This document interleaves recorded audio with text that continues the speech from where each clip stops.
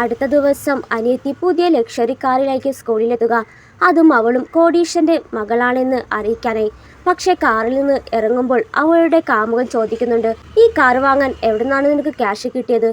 അവൾ പറയുന്നത് അവൾ സേവ് ചെയ്ത പണമാണെന്നാണ്. പക്ഷെ അത് ചേച്ചിയുടെ കൂട്ടുകാരൊന്നും വിശ്വസിക്കുന്നില്ല. ചേച്ചി അനുകരിക്കാൻ വേണ്ടി മാത്രമാണ് അവൾ വായ്പെങ്ങാനും എടുത്തു കാണുമെന്ന് പരിഹസിച്ചു. പക്ഷെ അവളുടെ കാമുകൻ പറയുന്നത് ഇവളല്ലേ ആദ്യം ആ കാർ ഇഷ്ടപ്പെട്ടത്, ആരെങ്കിലും കോപ്പി അടിച്ചിട്ടുണ്ടെങ്കിൽ അത് ഇവളുടെ ചേച്ചി ആണെന്ന് പറയുകയാണ്.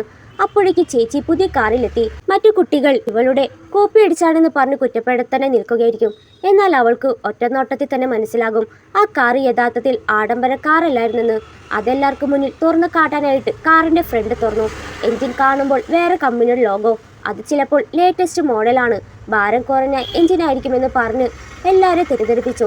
എന്നാൽ പിന്നെ അവൾ പറയുന്നത് സത്യമാണോ എന്നറിയാനായിട്ട് ചേച്ചി അവളുടെ കാറിന്റെ ഫ്രണ്ട് പൊക്കി. അപ്പോഴാണ് സഹപാഠികൾക്ക് മനസ്സിലായത്. കൂടാതെ കൂടുതൽ സംശയം തീർക്കാനായിട്ട് ചേച്ചി ഇന്ത്യയിലെ കാണാൻ 2 കാറുകളുടെ വാതിൽ തുറന്നു. കാറുകളെ കുറിച്ച് ഒന്നും അറിയാത്ത വിദ്യാർത്ഥികൾ പോലും വലിയ വ്യത്യാസമാണ് കാണാൻ കഴിഞ്ഞത്. എന്നാൽ അപ്പോഴും ഒരു നാണമില്ലാതെ അനിയത്തി 2 ഡിഫറെന്റ് കാറാണ് എടുത്തെന്ന് പറഞ്ഞു. ഇപ്പോഴും അവർ സത്യം സമ്മതിക്കാത്തതുകൊണ്ട് തന്നെ അനിയത്തിയുടെ കാറിന്റെ ഫ്രണ്ടിലെ ഫുട് ലോഗോ പറിച്ചു മാറ്റുമ്പോഴാണ് എല്ലാ കളത്തും പൊളിഞ്ഞത്. അനിയത്തിയും അവൾക്കൊപ്പം നിന്ന കാമുകൻ നാണിച്ചു. എല്ലാം കയ്യിൽ നിന്ന് പോയതോടെ തന്നെ വിൽപ്പനക്കാരൻ അവളെ വഞ്ചിച്ചതാണെന്നൊരു കള്ളം പറഞ്ഞു. ചേച്ചിയാണെങ്കിൽ ഒരു ദയം പോലും കാണിച്ചില്ല. മറ്റുള്ളവരെ അനുകരിക്കുന്നത് നിർത്താനായി അവളോട് പരസ്യമായി പറഞ്ഞു. അല്ലെങ്കിൽ അവൾ ഒരു തമാശ മാത്രമായി മാറുമെന്ന് പറഞ്ഞിട്ട് ഫ്രണ്ടിനെ കൂട്ടിക്കൊണ്ടുപോയി. ദേഷ്യം വന്ന അനിയത്തി അവൾക്കൊരു 8ന് പണി കൊടുക്കാനായിട്ട് തീരുമാനിച്ചു.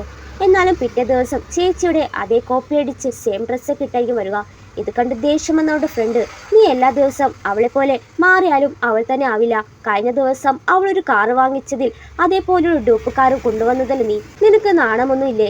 അപ്പോഴേക്ക് ചേച്ചി എഴുന്നേറ്റ് അത് വിട്, അവൾക്ക് ഇഷ്ടമുള്ളത് ചെയ്യട്ടെ. അപ്പോൾ മറ്റു കുട്ടികളും അവൾ മോശമായി പറയുന്നതിനാൽ അവൾ അവിടുന്ന് പോയി. അപ്പോഴും ഫ്രണ്ടിന്റെ ദേഷ്യം മാറില്ല. നീ എന്തിനാണ് അവളെ വെറുതെ വിടുന്നു ചോദിക്കുമ്പോൾ അവളെ പോലുള്ള ഒരാളുമായി വാദിക്കാൻ എന്തിനാണ് കഷ്ടപ്പെടുന്നത്? അവൾക്കൊരു പണി കൊടുക്കാനായി ഒരു ഐഡിയ ഉണ്ടെന്ന് പറഞ്ഞ് ഫ്രണ്ടിനെ കൂട്ടിക്കൊണ്ടു പോവുകയാണ്.